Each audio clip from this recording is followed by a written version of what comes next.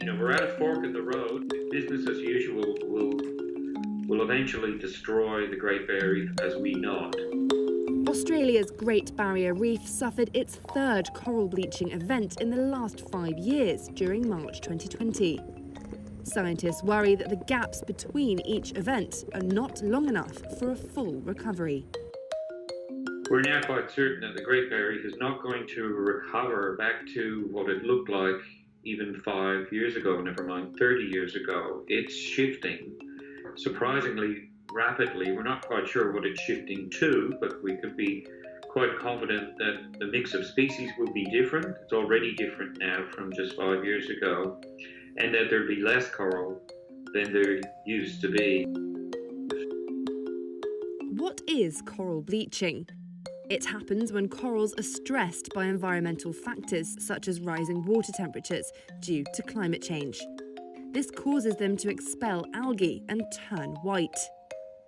Some corals can bounce back when temperatures fall, but many die from long-lasting whitening.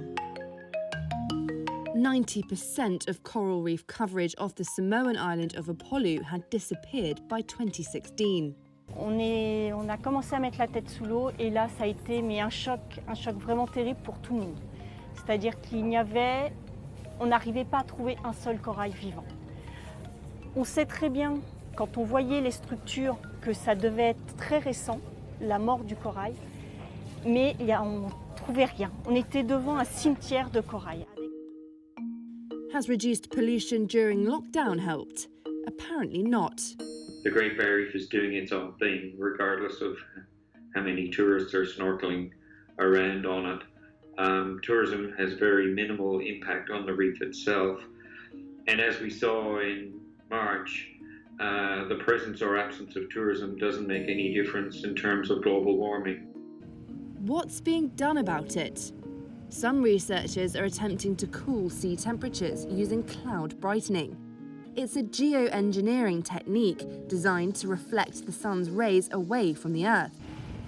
The team sprays tiny seawater droplets into the air over the reef, which creates more cloud cover and shade. Others are making coral itself more resilient by bolstering the heat tolerance of algae cells. And this might buy us a couple of decades, but at the same time, it's absolutely essential that we reduce our emissions. If we don't do that, then the planet will keep warming and this technology will just become overwhelmed. It can only buy us time, but we've got to reduce our emissions as well to give a good future for the reef.